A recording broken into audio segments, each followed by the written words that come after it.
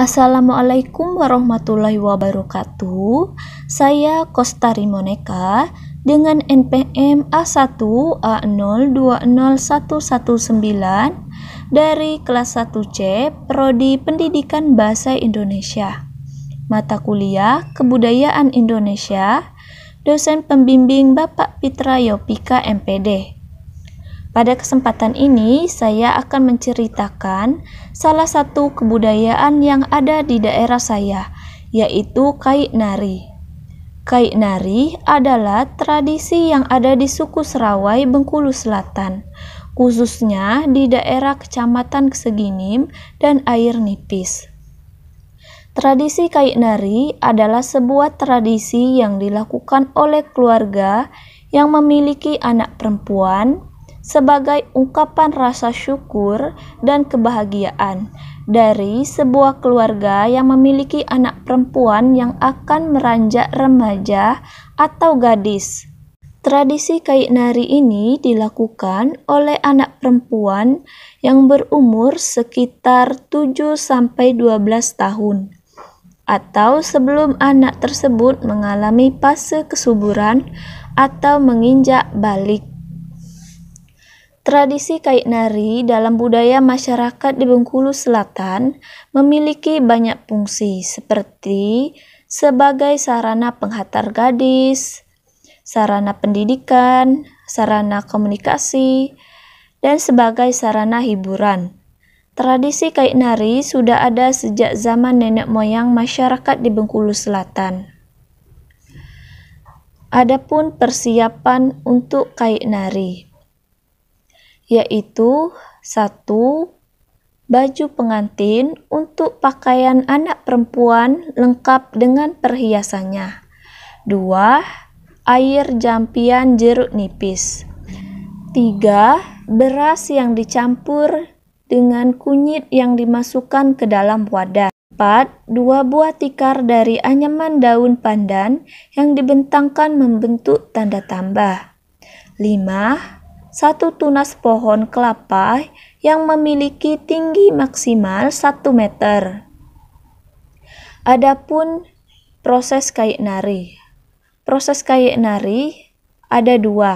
1. Kaik atau keai.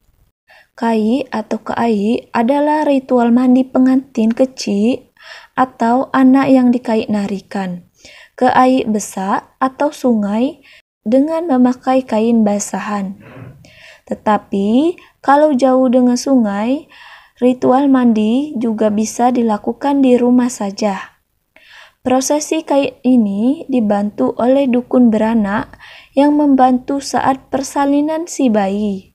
Saat sampai di sungai, si anak perempuan itu disuruh mandi sendirian dulu sesuka hatinya. Setelah itu, anak disuruh duduk di atas batu untuk dimandikan oleh sang dukun beranak. Saat memandikan pengantin kecil ini, sang dukun membacakan mantra atau doa. Mantra atau doa itu berbunyi, "Ya Allah, ya Tuhanku, semoga anak ini cepat besar, soleha, dan bisa menjaga diri." Selanjutnya, pengantin kecil diusap dengan air jampian dari perasan jeruk nipis. Setelah ritual mandi, si anak atau pengantin kecil diajak ke rumah tetangga yang berada di dekat sungai itu untuk memakai pakaian dan riasan layaknya seorang pengantin. Pengantin kecil dirias dengan pakaian adat dan tajuk pengantin. Selain itu, di bagian belakang sanggul pengantin kecil diselipkan daun sirih, beringin, dan sedingin. Kalau pengantin sudah siap, maka disuruh seorang utusan untuk menyampaikan pada sepokok rumah atau tua kerja bahwa pengantin kecil sudah selesai mandi dan siap ke proses selanjutnya. Kemudian datanglah rombongan rebana menjemput pengantin kecil dan rombongan prosesi kaik tadi. Pengantin kecil diarak ramai-ramai berjalan hingga sampai ke rumah pokok acara.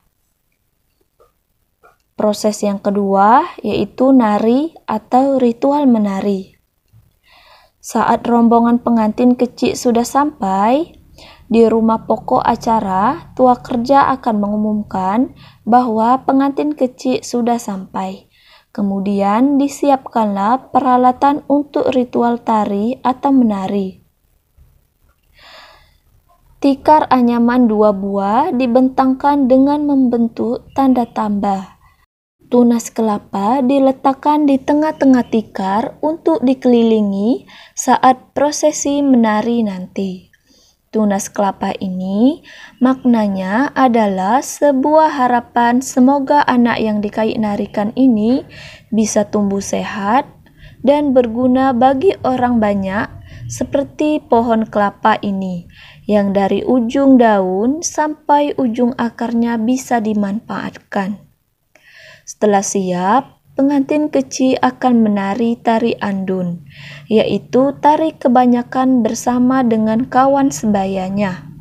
Mengelilingi tunas kelapa tadi, pengantin kecil menari ditemani oleh dukun beranak tadi. Dukun beranak menari sambil memegang payung dan uang puluhan ribu. Maknanya adalah sebuah harapan semoga si anak selalu dilindungi dalam keadaan apapun dan banyak rezekinya. Sedangkan orang yang menari mengikuti anak tersebut melambangkan bahwa anak tersebut sebagai panutan atau contoh yang baik bagi masyarakat. Saat menari andun kebanyakan ini tetap diiringi oleh musik kelintang dan rebana atau redap.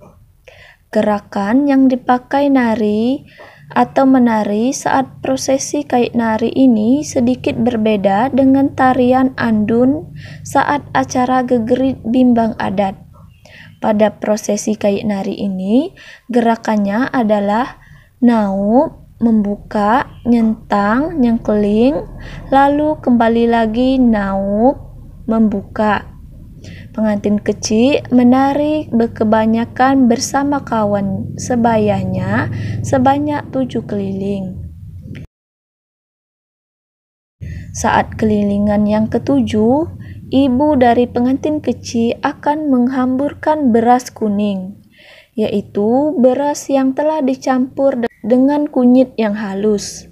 Terkadang kalau keluarga yang punya hajatan ini terbilang agak mampu, akan ditambah juga dengan menghamburkan uang recehan dan permen-permen. Ini maknanya adalah berbagi rezeki. Setelah ritual nari atau menari, pengantin kecil bersama kawan-kawan narinya diajak ke dalam rumah untuk dijamu, makan kue-kue dan minum minuman, dibimbing oleh dukun beranak tadi. Sedangkan orang-orang di luar akan melanjutkan acara jamuan, yaitu makan buah antal di Blabar. Sebelum menjamu makan, dikirimkan dulu doa-doa untuk si pengantin kecil. Pengantin kecil yang sudah menjamu kawan-kawannya dengan kue-kue tadi juga keluar untuk makan di luar. Setelah acara jamuan selesai, hiasan pengantin kecil dilepas semua. Daun sirih dan daun beringin serta sirih tadi diletakkan di atas pintu bagian tengah rumah. Dibiarkan terus sampai mengering dan habis sendiri. Ini maknanya semoga si anak yang dikait narikan tadi hatinya terus dingin, baik hati, dan sehat selama hidupnya.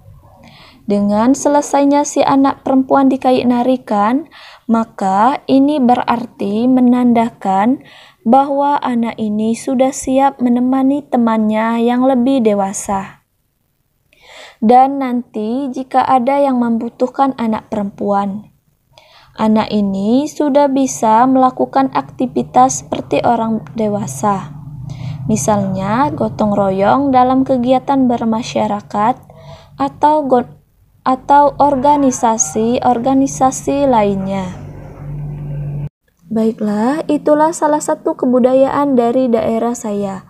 Daerah kawasan Bengkulu Selatan, khususnya di sekitar Kecamatan Seginim dan Air Nipis. Saya minta maaf kalau ada kesalahan dalam penyampaian cerita saya ini, dan kepada Allah saya mohon ampun. Saya akhiri, wabillahi taufiq wal hidayah. Wassalamualaikum warahmatullahi wabarakatuh. Terima kasih.